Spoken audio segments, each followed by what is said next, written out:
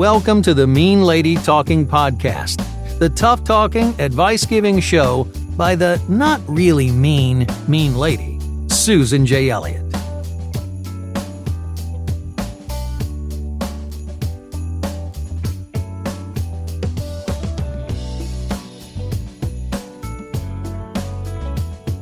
Good day, everybody. This is Susan Elliott, host of Mean Lady Talking Podcast, and welcome to episode 71. I apologize for this being a day late. I actually recorded this a couple of days ago, and as you guys know, most of the time I don't script or outline my podcast. And what happened was, in the middle of recording, a truck was coming up the hill. It was beeping. It was making all kinds of noise. I stopped, waited for the truck to go by, wound up going over time. Wound up losing my train of thought, started a second one. It was very, very messed up. So I started a second one. I edited the first one for most of Friday, edited the second one most of Saturday. When I mixed them together, I somehow overlaid the tracks. I couldn't get the originals back. 2 days wasted. So anyway, I appreciate all the support of the podcast. In fact, I'm going to extend the July bonuses into August. So if you are a $9.99 Patreon supporter, you can have a choice of the workbook, the Power Affirmations booklet, a signed copy of Getting Back Out There, a signed copy of Getting Past Your Breakup.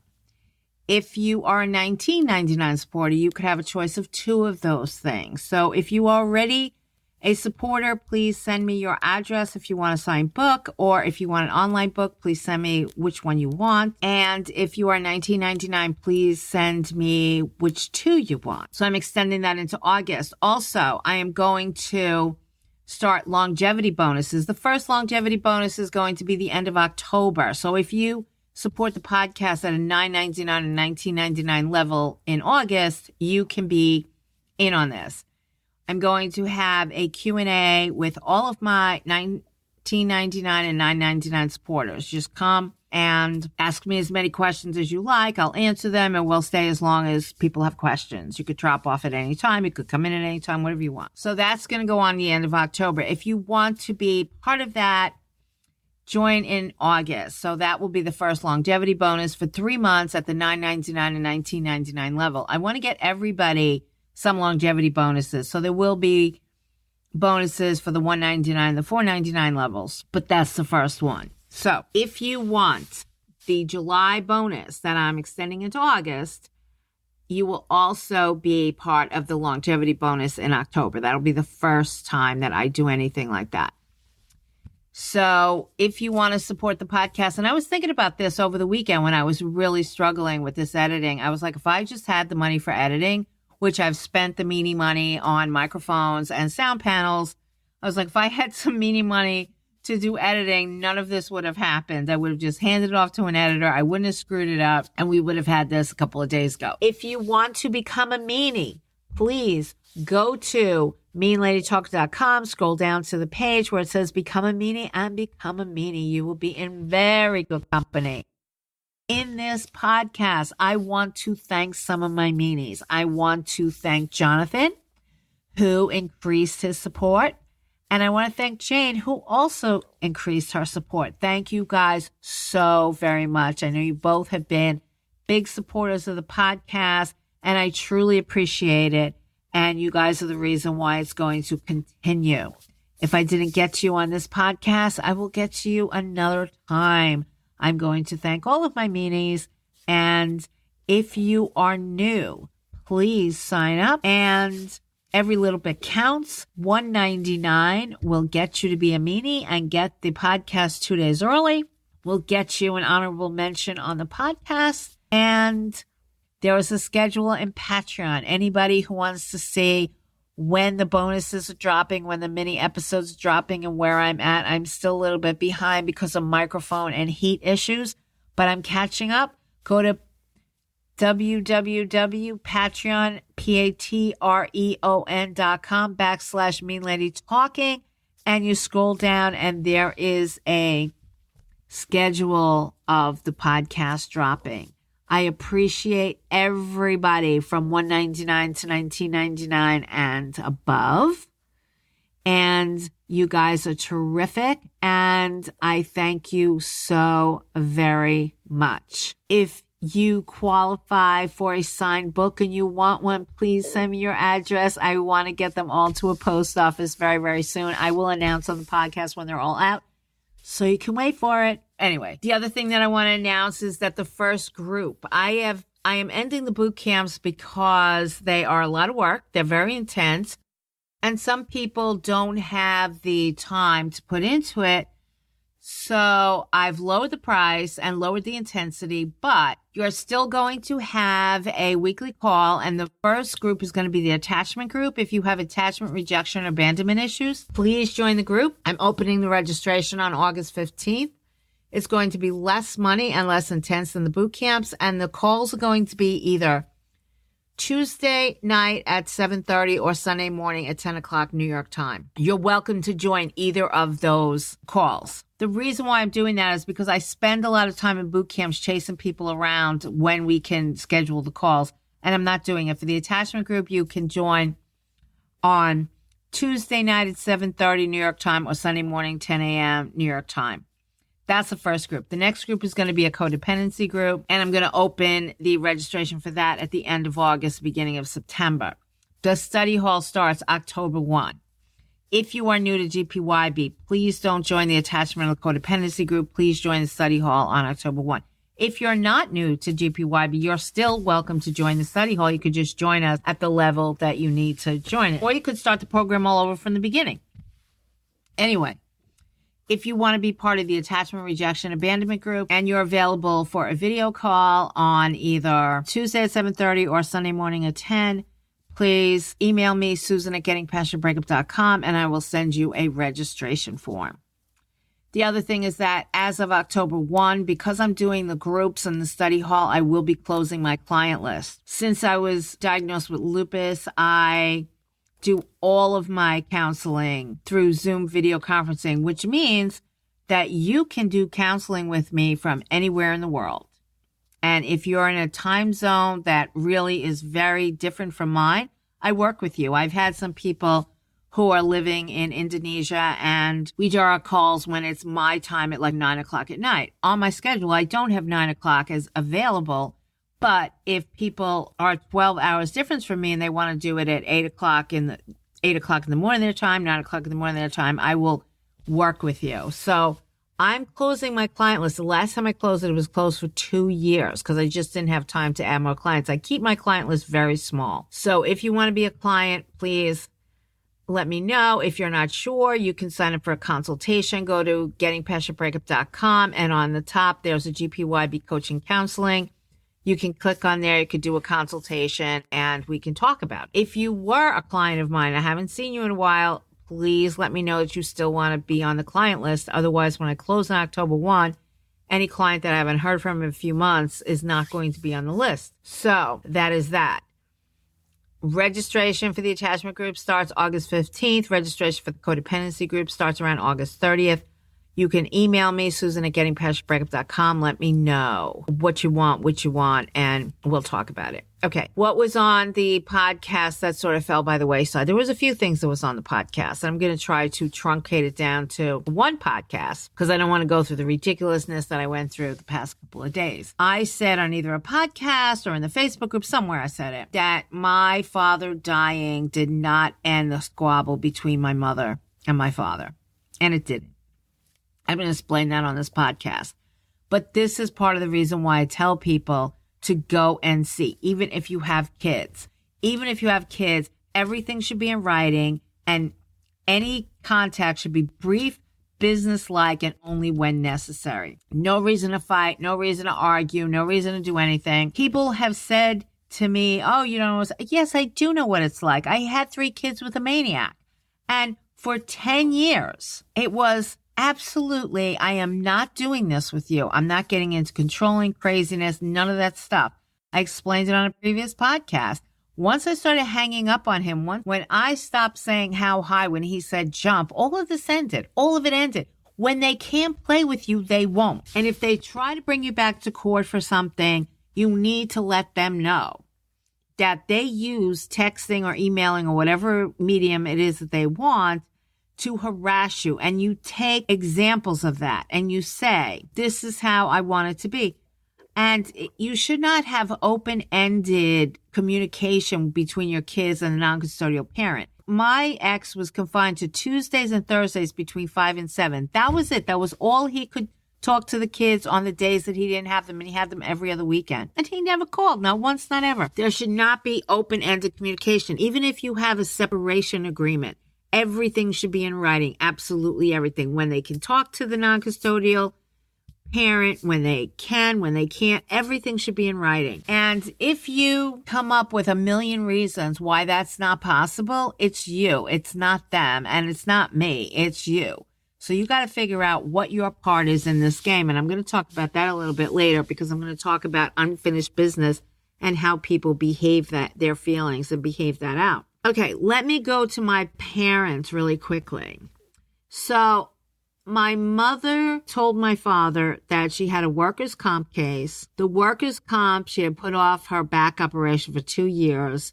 And when you're on workers' compensation for 2 years, on workers' compensation because you're supposed to have a back operation, you're not having it, they start to get a little upset about it. So even though my father was dying, and even though she tried to tell the workers' comp people that my father was dying, they said, absolutely no dice. You have to have this back operation. And he was in the hospital. She was losing part of his income, even though they separated when I was 10. And when they first separated, my father didn't give her any money. No money at all. That's when she went out to work. And that's a whole other story. But my father didn't give her money for quite a while. And there was no child support agencies in those days. But after a while, he started giving her money, and he got a check. He got a retirement check from Eastman Kodak, which is who he worked for most of his life. And so with his death, which was imminent, she was going to lose money. So she had to have the workers' compensation money.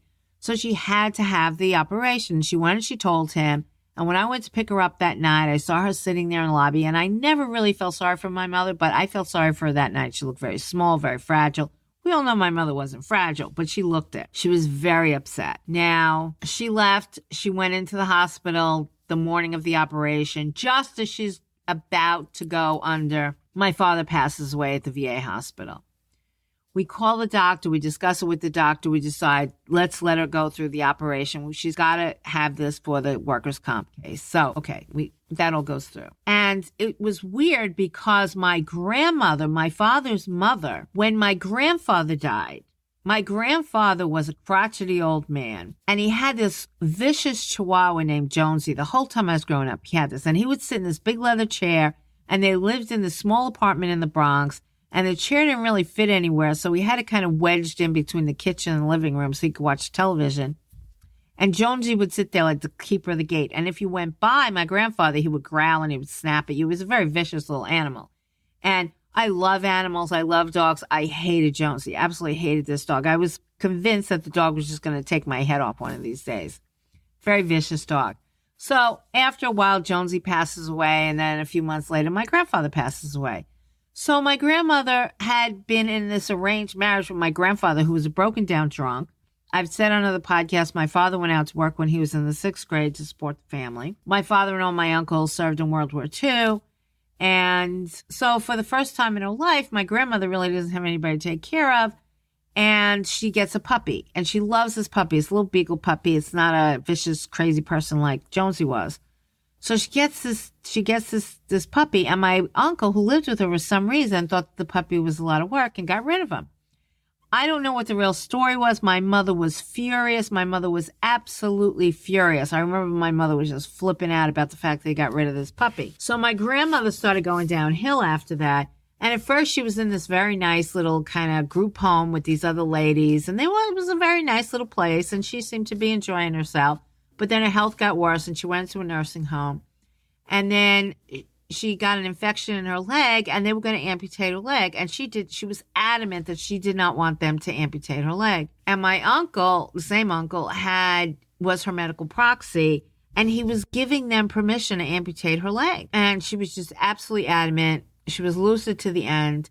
And the night before her operation was scheduled for the morning, she passed away. And everybody said, that was her way of saying, screw you, you're not amputating my leg. Not that my grandmother would have ever said the word screw you. She was the sweetest woman. She was the sweetest woman who went through a lot of crap in her life. And one of the reasons why I kept going in my recovery, my relationship addiction recovery, my love addiction, my codependency, was because I saw what codependency and lack of choices did to a lot of people in my family on both sides. This is my adoptive family, but I still was brought up in this family. I saw what a lot of these issues did to a lot of women in my family, and I just didn't want that to happen to me.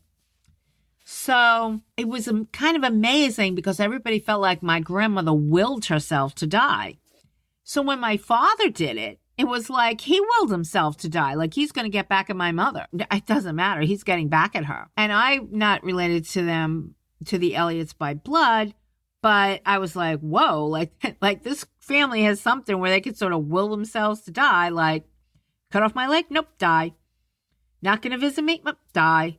It was like, what is this?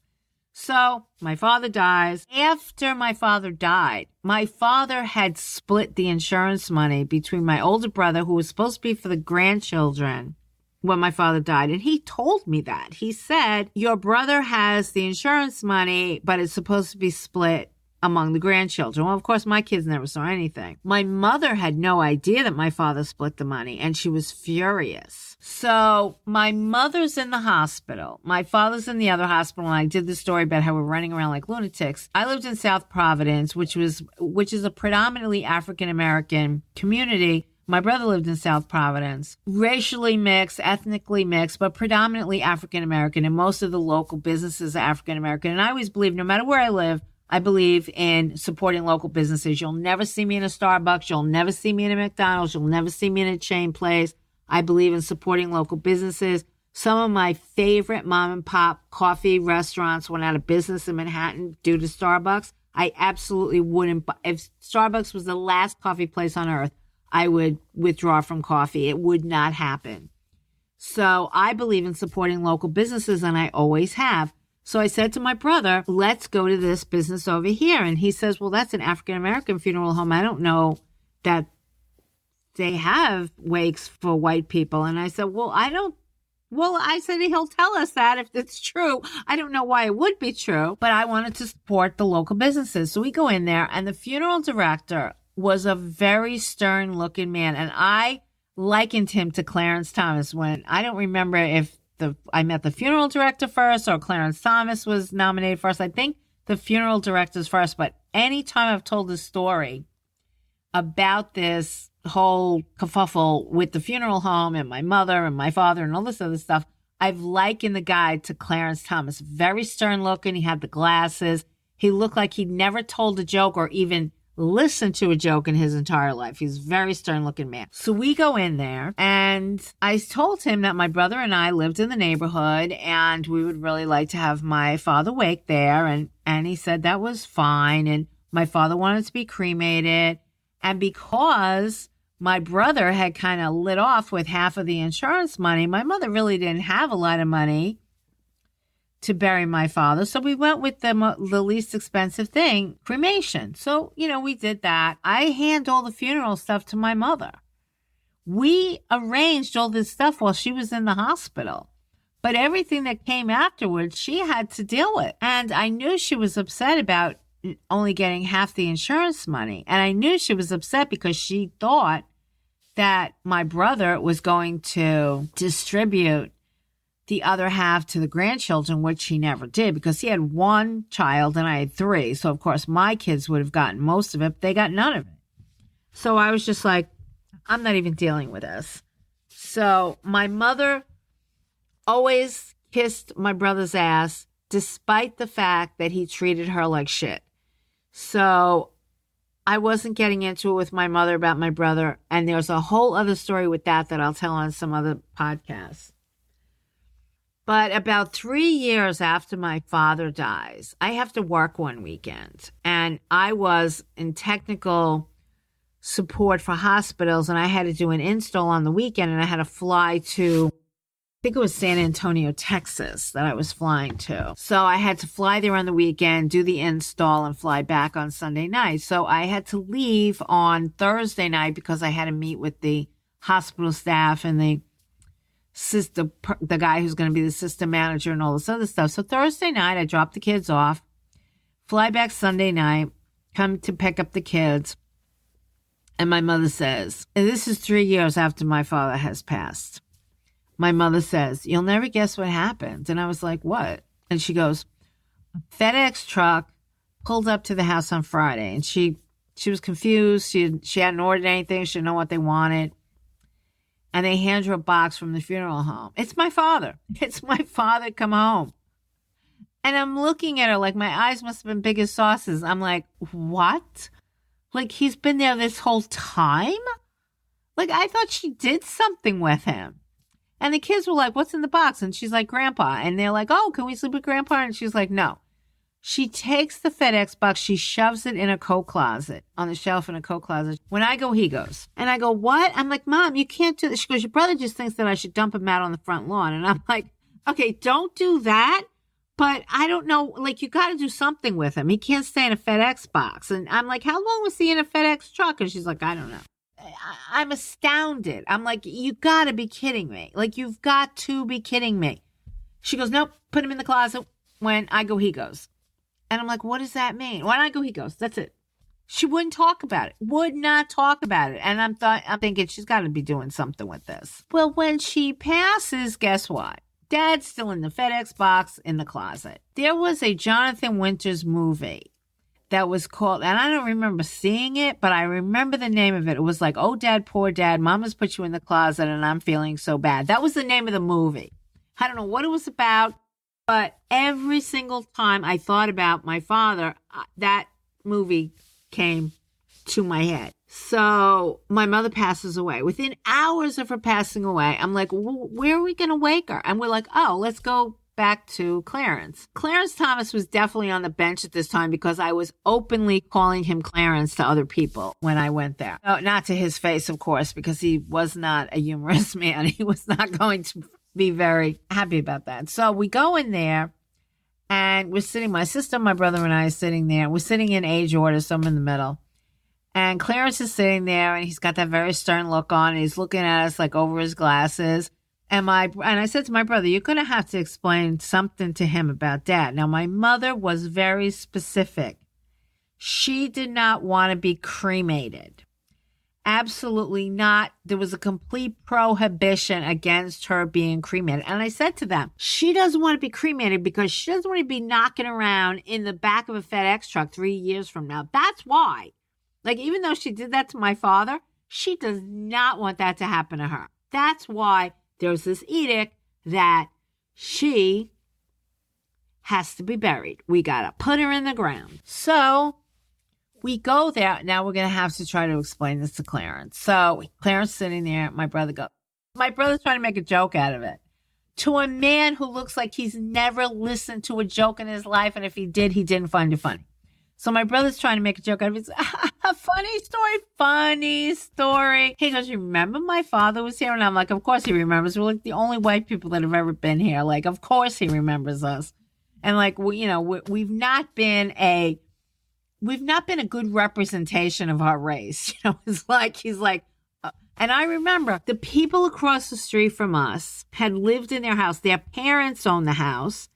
And the young couple was about the same age as us, and their parents lived upstairs and they lived downstairs, and their parents had bought the house when they were very young. And my ex and his brother had a fist fight in the front of the house. And the guy who my son played with their son all the time and came to the birthday parties and everything. And I was talking to them after the fist fight, and he said, "Yep, white people move into the neighborhood and there it goes." And I was like, I know, because we talked about walking my dog down the street and him screaming at me about leaving the keys out. I mean, we were the nightmare neighbors that nobody wanted. And now we're in the funeral parlor and we're like the neighbors that people wish we'd move the frig out of the neighborhood. So I said to my brother, "Of course he remembers us." And I'm like gritting through my teeth. Of course he remembers us. Like we're just a mess. So he goes, funny story. Remember, like my mother forgot to pick my father up, and they had sent letters. They had called. They had done all kinds of things. And so Clarence starts telling us that. My brother goes, no, I get it. I know my mother just didn't want to deal with it. And I had found the letters after my mother passed. When my mother was sick and went to the hospital, I found all the letters. I was like, the funeral parlor must have sent her like 20 letters about picking up my father over the course of 3 years. So, of course, he remembers us. So he goes, I remember. Well, my mother, she kind of never did anything with my father. So we were wondering if we could just kind of shove him into the casket with her. Because she kept saying, when I go, he goes. And we're not quite sure what she meant by that. But we think maybe we could just shove him into the casket. Well, his face, the funeral director, his face was like, what? He was not amused at all. And my brother's still trying to like knee slap and act like it's the funniest thing that we've ever talked about. My mother's only been dead a few hours, and we're like hooping it up in front of a man who doesn't think we're funny. So my brother's like, you just shove him in the casket, okay? And he goes, no. Yeah, I didn't think that was going to go over like a lead balloon.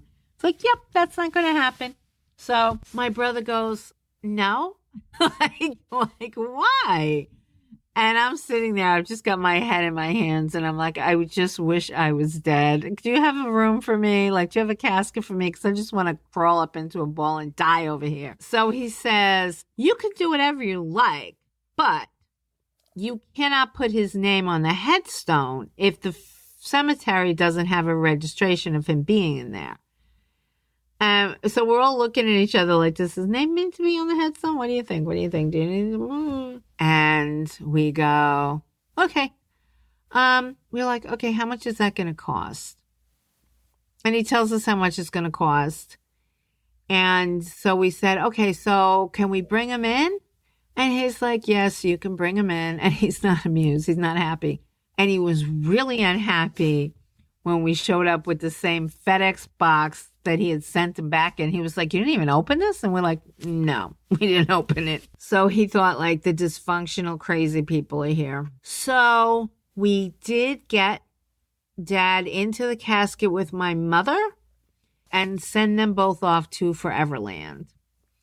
So for all of eternity, my father is at my mother's feet. And the moral of the story is she won. Out of all of this, they got married in, I think, like 1940. And my mother died in 1993 or 4. So for 50 years, the feud went on. And I could have predicted this when I was 10. My mother won. My mother won. My father is at the feet of my mother for all of eternity. That's what he gets for splitting up that insurance money.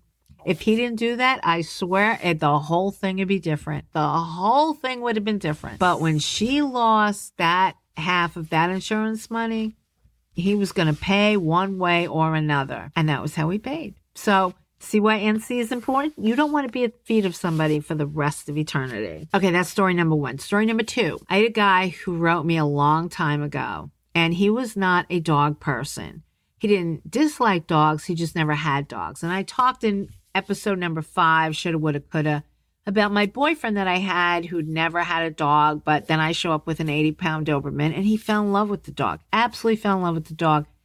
And he's had Dobermans ever since. So you can have a person who doesn't really know dogs or is not really comfortable around dogs, and they could grow into it. And I've talked about Michael. He said he didn't like cats, didn't want cats. But my cat passed away, and then we got another cat, and then we got another cat, and then we got another cat. And he brought Boozy home, and I had Boozy until last year when she passed away. She was the last one of our animals to pass away. And Michael had actually brought her home, and he was a really good cat daddy, even though he kept saying, I don't like cats. Well, like, I think he thought it was like a masculine thing, like manly men don't like cats. But he was a very good cat daddy, very good cat daddy. So you don't always know. So if somebody says, I don't like cats, I mean, because I was a little nervous about Michael when he said he didn't like cats. I was like, I don't know. But he was such a sweet guy that I kind of thought that maybe the cats would grow on him. And he was hilarious with cats, and I'll tell other stories about him some other time. But anyway, so he moves in with this woman, and as soon as he moves in, he thinks that he's made a big mistake. He says that she is assigning all kinds of superpowers to this dog.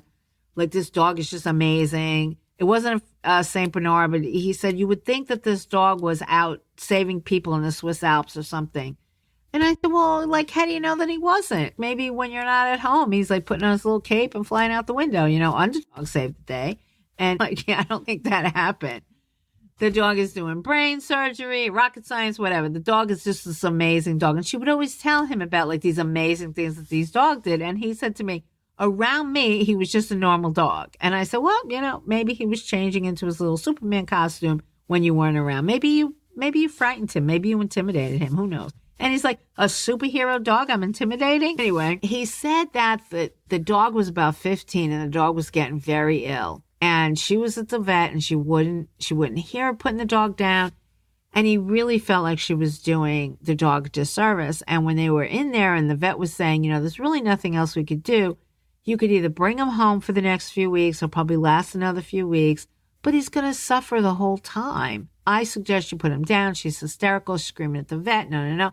And, if you go to the story about Max, I felt for her when he was telling me the story. I know how hard it was. And Max wasn't anywhere near 15, but I know how hard it is. And I was tearing up, when he was telling me the story. He said that he stepped up to her while she was in the vet because she was screaming. And he said that the dog was there and she was making the dog very crazy.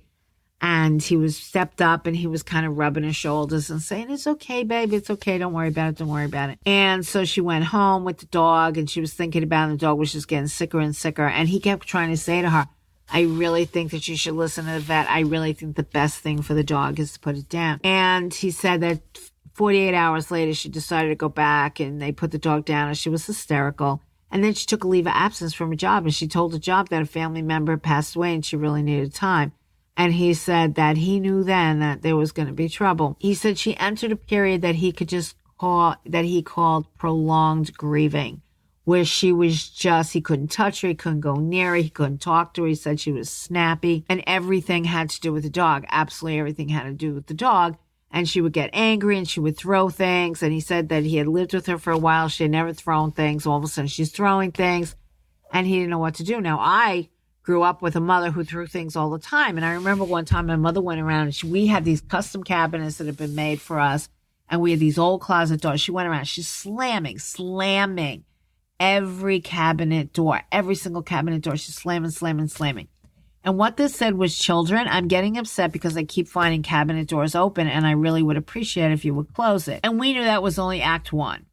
And that's what people do when they don't know how to deal, when they haven't dealt with their unfinished business, when they haven't dealt with their unresolved losses, when they haven't dealt with their grief, they behave their feelings. My mother behaved her feelings all the time.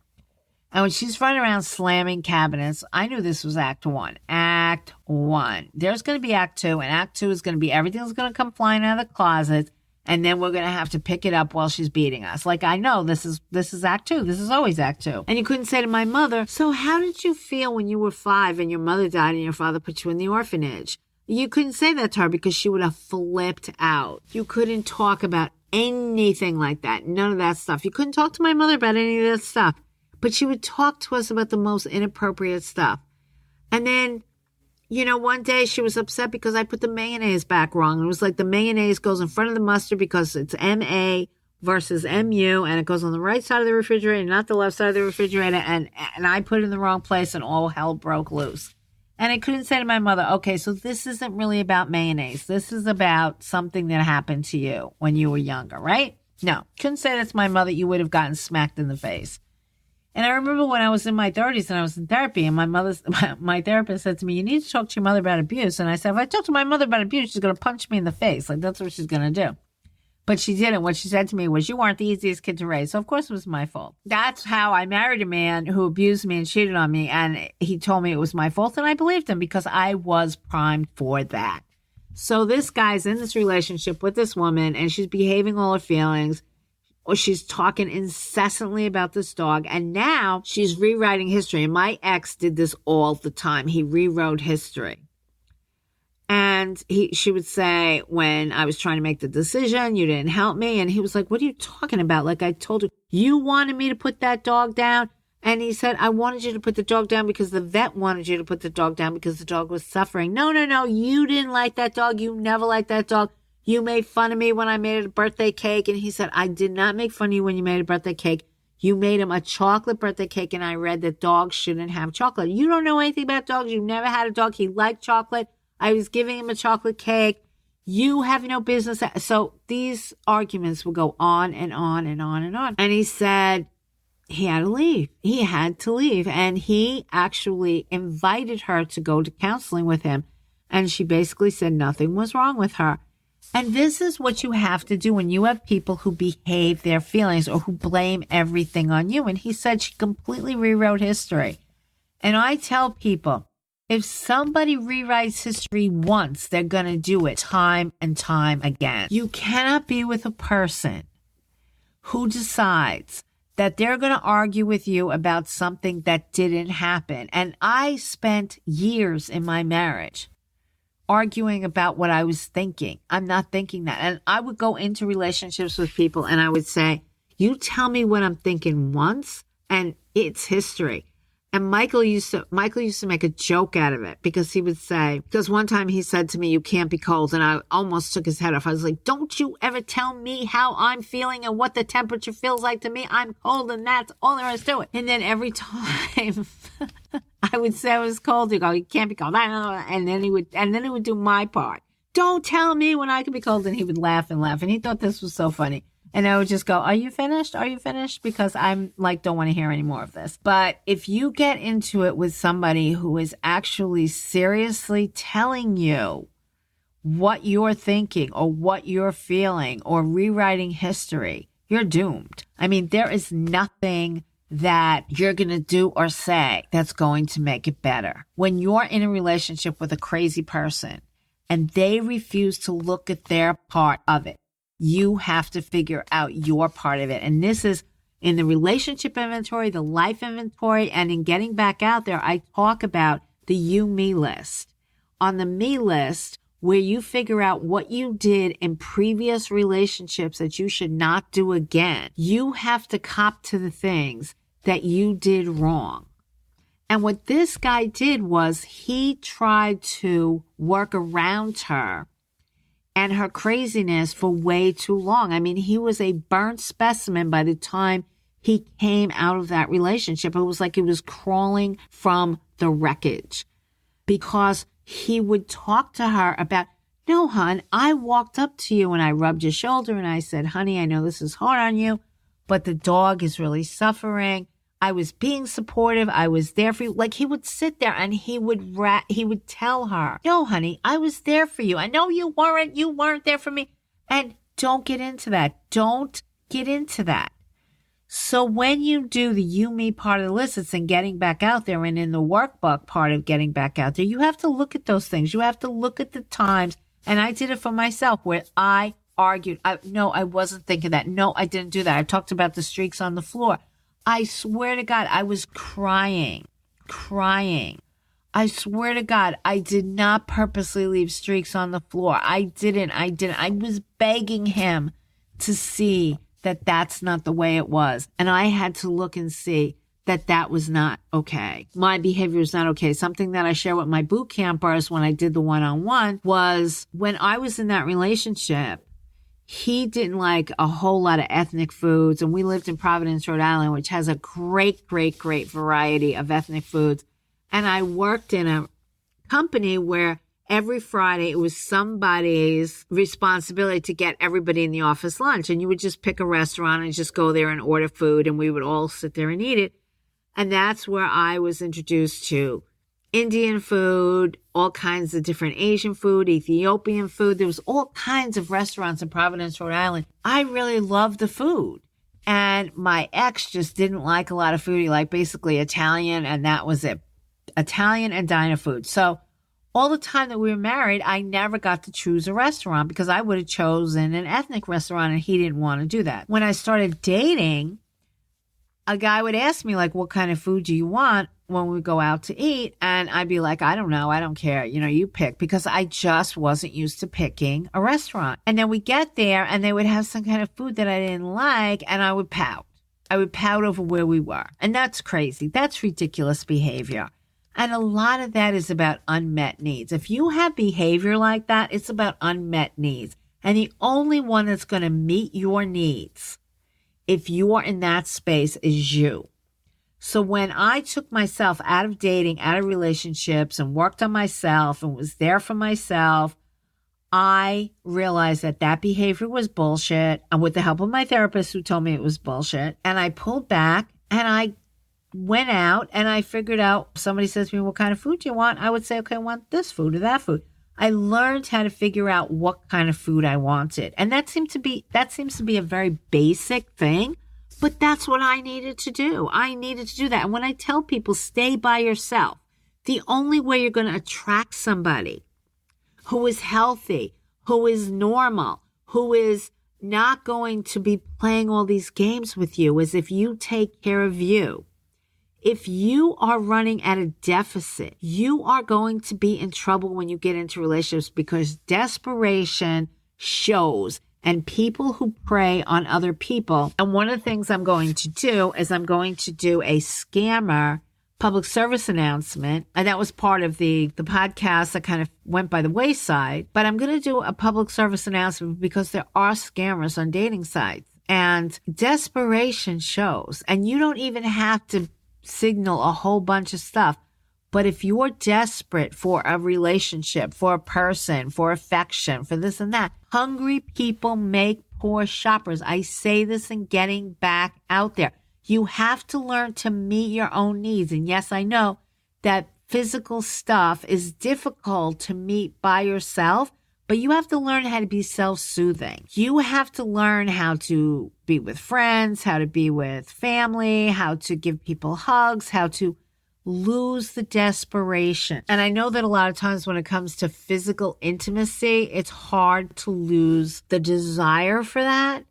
But many times the desire for that is just the desire for closeness, just the desire to have your needs met. And there are many, many, many, many needs that you can have met. When I was staying out of relationships, I went for massage, I went for facials, I went for massages. I mean, I went for kind of the human touch kind of stuff. And that's perfectly okay. You have to come into a relationship with, I don't need you, but I want you and I'm here. And if you screw up, I'm leaving. You cannot be so desperate for a companion that you are so willing to put up with anything, because the people who are predators, who prey on people like that, are out there and they will find you. Guaranteed they will find you. So don't do it. If you have attachment, rejection, abandonment issues, you can join my group. You can come into individual counseling with me. You can do whatever, but don't let your feelings of unmet needs drive your relationships. It's not going to be pretty and it's not going to end well. And whatever you have done in previous relationships, you have to take responsibility for that. And you have to take responsibility for any kind of desperation that you've had, any kind of unmet needs that have kind of worked themselves out, played themselves out in relationships. You have to take responsibility for that. And you have to start taking responsibility for it now. And if you've been in relationships with people who behave their feelings, you have to sit there and say, why? Are you a caretaker? Are you a codependent? Are you somebody who wants to rescue somebody else? Because usually that's what it's all about. It's about rescuing. It's about being a caretaker. It's also about, anything that might be wrong with you, or you might be dysfunctional. You might think that you've got some insecurities, some dysfunction, some this, some that, some neuroses. But you have a partner who's absolutely off the walls. You can say, I'm okay because look at this person. This person's completely off the walls.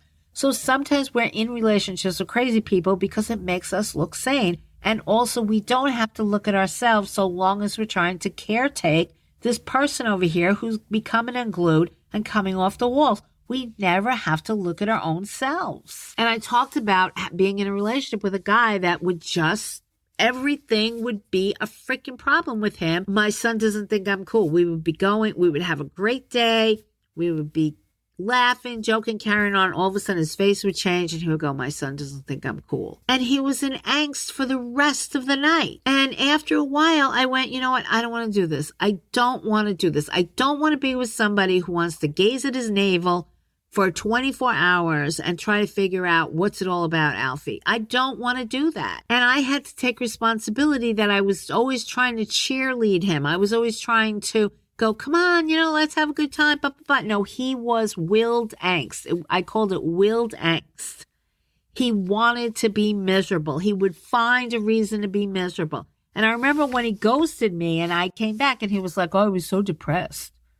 And I was like, you're depressed because you will yourself into depression. The same way my grandmother willed herself to die. My father willed himself to die. My boyfriend would will himself into a depression. He would think of all these depressing things. Ronald Reagan once made a comment about Jimmy Carter having been treated for depression, and people attacked Ronald Reagan for it. They said that he was insensitive, he was this, he was that. And Ronald Reagan, being Ronald Reagan, said, all I said was that he was depressed because a lot of depressing things happened to him. And that was, sort of pure Ronald Reagan. And my boyfriend would say that. He would say, well, I'm depressed because a lot of depressing things happen to me. I'm like, more depressing things happen to me, dude, okay? More depressing things happen to me. I'm not walking around with my face down to the ground. No, I'm not. And I just can't handle it. And I had to take responsibility for being the cheerleader. And the next two people that I was in a relationship with, the second one being Michael, they were both Italian, both happy-go-lucky guys. Nothing bothered them. The only time I ever heard Michael complain was when he was sick, and I said, what's the matter, hon? And he said, I just want to get well. And that poor guy did not know how sick he was. He didn't know that he was not getting well. And that was the first time in all the years that I was with him that I ever saw him be down. And he was terminally ill. And he was very, very sick. And he had the right to be down. If you have your health, if everything's good, and like I was thinking about this guy, I'm like, I was like a pretty good girlfriend. And he was miserable. He was freaking miserable. He should have thanked his lucky stars that he was out to dinner with me, but he didn't. Oh, my son doesn't think I'm cool. Oh, you're an asshole. You're a fucking asshole, okay? That's why he doesn't think you're cool, because you're a fucking asshole. Anyway. So I had to take responsibility for that. I had to go, you know what? I shouldn't have cheerleaded him. I should have got up and walked out that night because it just went on and on and on. It just got worse and worse and worse. I never got to kind of get him out of his bullshit. He had no gratitude for anything. And after being with Michael and seeing what that poor man went through, I know. Like, I don't have time for people's bullshit today. I just don't. I've been struggling with lupus for the past few years. I've been struggling with a lot of different things, and I just don't have time for people's bullshit anymore. I just don't. Life is short, and you need to figure it out, be grateful, be as healthy as you can be, because water seeks its own level. And if you want a healthy partner, you have to be healthy. And if you want to be healthy, you have to learn how to stay by yourself, fulfill yourself up, meet your unmet needs, and present to the world as a good, healthy, functional person, and you will get a good, healthy, functional partner if that's what you want. Otherwise, you'll just be happy and free all by yourself. It's your choice. Anyway, again, sorry for the podcast being late. I'll make it up to you guys. Take care, everybody. Susan Elliott, Mean Lady Talking. Talk to you later. Bye-bye.